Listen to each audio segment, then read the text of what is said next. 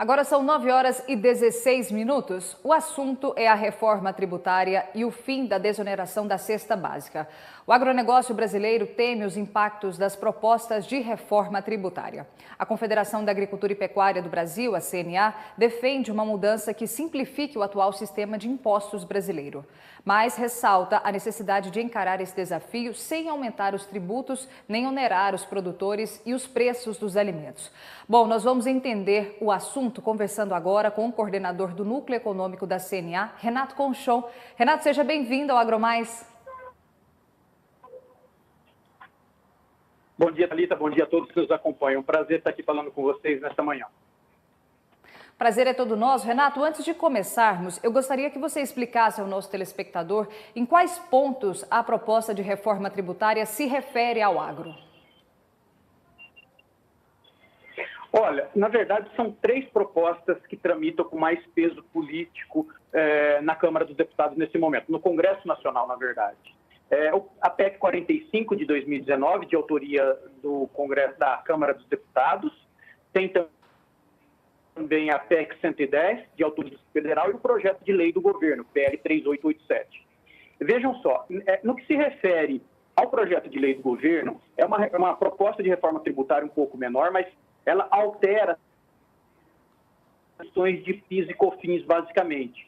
E o tema de hoje, a desoneração da cesta básica, permanece no projeto de lei proposto pelo governo federal. A atual desoneração de produtos alimentares básicos permanecerá caso seja aprovado a proposta do governo. A PEC 110 de 2019, de autoria do Senado Federal, ela traz algumas especificidades para o setor. Por exemplo, ele diz que alimentos básicos e medicamentos humanos terá uma alíquota reduzida, o que estimamos algo em torno de 4%, que ainda assim é uma tributação comparável aos países, por exemplo, da Europa, no que se refere à tributação sobre alimentos, sobre produtos básicos.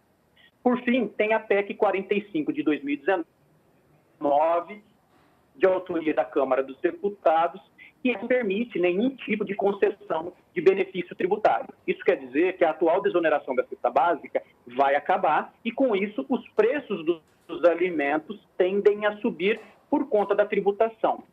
Note que a PEC 45 ela tem um dispositivo em que ela propõe devolver parte desse tributo para a sociedade inscrita no Bolsa Família, por exemplo, para reduzir a regressividade do que isso impõe.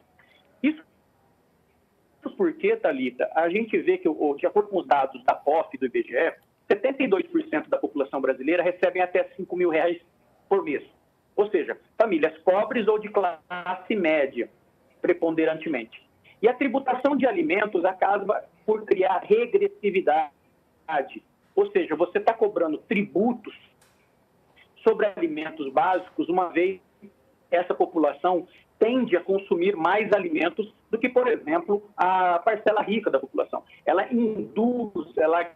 gasta mais com alimentos, com moradia, e tributando a uma alíquota de 25% ou mais, isso traz regressividade, porque é o Estado cobrando tributo da parcela da população sobre alimentos básicos. Então, essa é uma das preocupações que a PEC 45 tem para o setor agropecuário e para a sociedade brasileira. Renato, o fim da desoneração da cesta básica, como você falou, previsto em uma das propostas da reforma tributária em debate no Congresso e em constante análise pelo governo federal, pode, de alguma maneira, aumentar a sobrecarga do setor produtivo?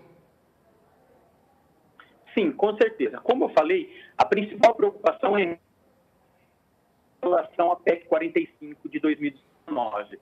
Ela, por acabar com todos os benefícios tributários atualmente concedidos, a desoneração da cesta básica é a outra questão é o fim do convênio ICMS número 100, que é tão importante para o setor agropecuário, uma vez que ele reduziu tributação de ICMS sobre insumos agropecuários, por exemplo, tendem a fazer com que a carga tributária do setor agropecuário se eleve consideravelmente. Os insumos agropecuários tendem a ficar mais caros por conta da tributação. Esse aumento passará necessariamente a se transformar em crédito para os produtores rurais. Isso é um ativo para o produtor, mas ainda assim ele vai precisar de um fluxo de caixa melhor. Por outro lado, nas saídas dos produtos agropecuários, seja para o mercado doméstico, seja para exportação, não haverá tributação. Mas quando o produtor rural vender, por exemplo, uma caixa de cebola, uma caixa de alface, um produto hortícola, uma fruta, para o produtor, o supermercado, haverá tributação. Com isso, o produtor rural tende a pagar mais tributos. Ao final do processo, se aprovado da maneira que se encontra a reforma tributária, o que a gente vai ver é um aumento significativo da carga tributária do setor agropecuário brasileiro. Renato, quais são os possíveis problemas econômicos e sociais que podem ser desencadeados, especialmente no campo? Os impactos atingiriam toda a cadeia produtiva, tendo em vista essa sobrecarga do sistema tributário brasileiro? Sim, afetará todo o sistema produtivo, mas de acordo com os estudos da Confederação Nacional da Agricultura, sem sombra de dúvida, os pequenos produtores rurais serão ainda mais impactados pelo aumento dos custos, como eu falei no bloco anterior, e também pelo aumento da tributária. Adicional a isso, os produtores rurais terão a obrigatoriedade de ter um contador acompanhando ou alguém profissional habilitado para acompanhar essa tributação, uma vez que, de acordo com a proposta, haverá uma agência tributária nacional que estimará o tributo devido, ou seja, vai olhar produtor a produtor, o que o produtor tem de crédito, o que tem de débito, e a ideia é que seja enviado um boleto do imposto para o produtor pagar ao final do mês. Então, para acompanhar esse trâmite, é necessário algum tipo profissional acompanhando essa parte. Então, é um ponto adicional que nós nos preocupamos, uma vez que a contratação de um profissional contábil, por exemplo, muitas vezes vai ser, o valor gasto para o contador vai ser muitas vezes maior do que a renda líquida que o produtor tira daquela propriedade rural. Então, é um conjunto de medidas que, sem sombra de dúvida, preocupa muito a CNA e preocupa a sociedade no geral, porque a gente pode ver um aumento sistemático dos preços dos alimentos vendidos para a população brasileira. A gente corre o risco de ser o Brasil um país campeão na produção de alimentos e ainda assim ser o país que mais cobra os preços mais altos desses alimentos para a população brasileira. E é o que tudo que a gente não precisa nesse momento. Bom, de fato, como você colocou, os impactos seriam acarretados em toda a cadeia, do produtor até o consumidor final que está ali na ponta no supermercado. Renato, o novo vilão da cesta básica, todo mundo está falando, a gente acompanha constantemente, é o arroz. Quais são os impactos com essa possível reforma tributária nesse produto que compõe a alimentação básica do brasileiro?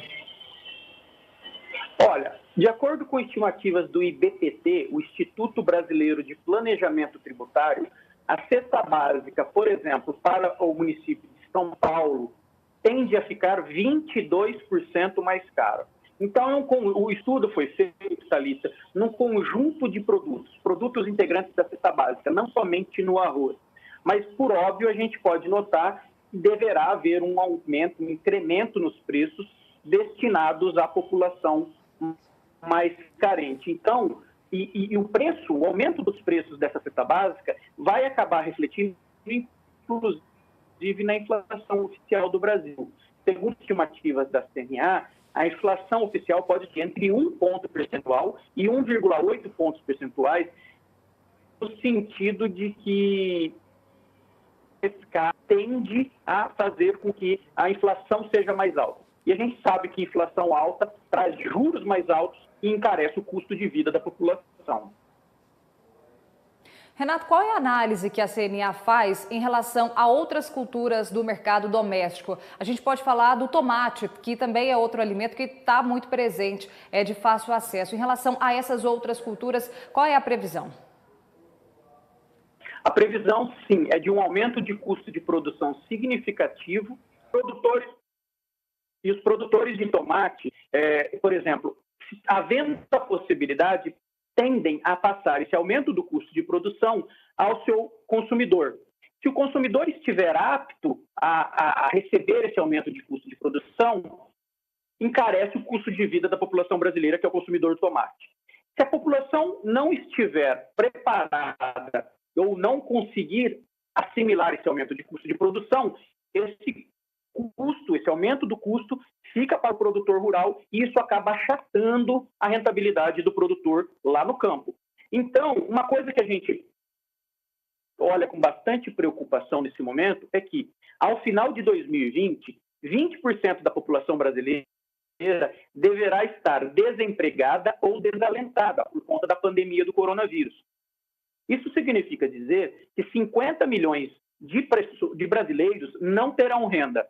Justamente nesse período, a gente onerar alimentos básicos não me parece, em absoluto, uma política